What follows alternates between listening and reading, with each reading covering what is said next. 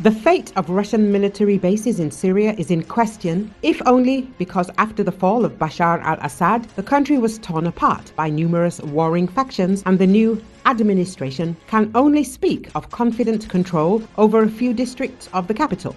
Under these conditions, Russian fleet aviation in the Mediterranean Sea can use Libya as their base. The main opposing groups in that country are the National Army under the command of Khalifa Haftar, who is friendly to Moscow, and the troops formerly controlled by the so-called Government of National Accord, which is oriented toward a number of NATO members, including Turkey. The Prime Minister of the Tripoli-based government, Abdul Hamid Dabaiba, stated that he does not agree to the introduction of any Russian military equipment or troops from Syria into Libya. No patriotic person would allow a foreign country to station troops and establish hegemony, and we will not allow it.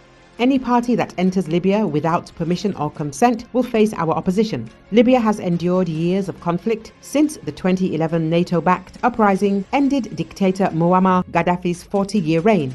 The country remains divided between the UN-recognized government in Tripoli and a rival administration in the east backed by military leader Khalifa Haftar.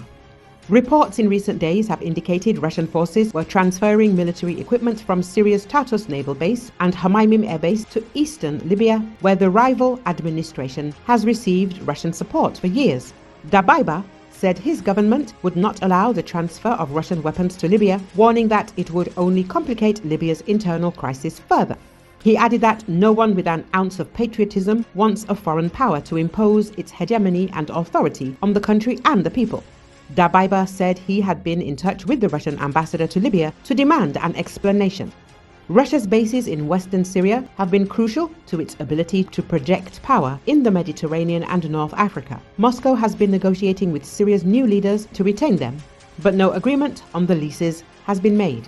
Jalal Hachawi, associate fellow of the defense think tank RUSI, described Dabaiba's remarks as a watershed moment, adding, "Just him saying those words is deeply problematic to Russia because part of the Russian doctrine in the Middle East is never to be perceived as being completely 100% on one side against the other."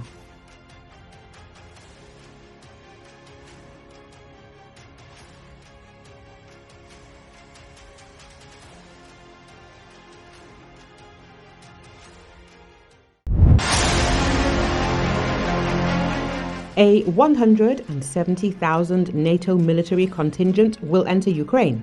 Several thousand soldiers will be from Armenia. This claim was made by famous Ukrainian journalist Dmitry Gordon. According to him, the process of NATO troops entering Ukraine will definitely be carried out.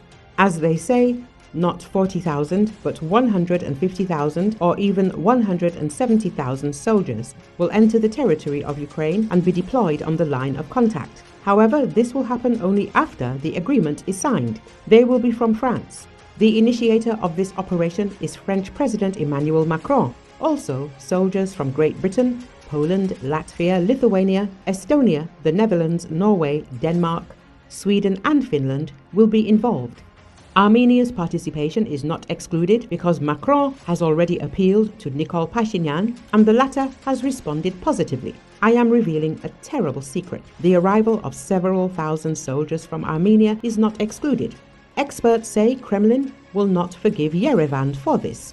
Ukraine is already discussing with Western partners the possibility of deploying peacekeepers after the cessation of active hostilities. However, President Volodymyr Zelenski notes that it is not peacekeepers but Ukraine's membership in NATO that could become a real guarantee of security for the country, writes the New York Times. If we are talking about a contingent, then we need to know how many specifically, what they will do, how they will respond if there is aggression from Russia.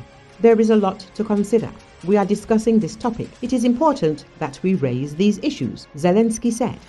As the publication notes, French President Emmanuel Macron has indeed repeatedly voiced the idea of deploying European troops in Ukraine. Sweden and Italy, in particular, do not rule out the option of peacekeepers. But in other European capitals, as well as in the EU and NATO leadership, the idea of peacekeepers was received skeptically. Thus, the day before, NATO Secretary-General Mark Rutte noted that it was too early to discuss the peacekeepers plan, and instead the West should focus on increasing military support for Ukraine. EU High Representative for Foreign Affairs Kaja Kallas agrees with him. In particular, she warned against attempts to achieve a quick peace. Any push for negotiations too quickly would actually be a bad deal for Ukraine, she said. Some other European leaders are pushing for a quick end to the war. German Chancellor Olaf Scholz, for example, said that the war in Ukraine has been going on for a very, very long time. We have to get to a situation where peace is possible, he said. It also has to be very clear that there must be no escalation of the war into a war between Russia and NATO.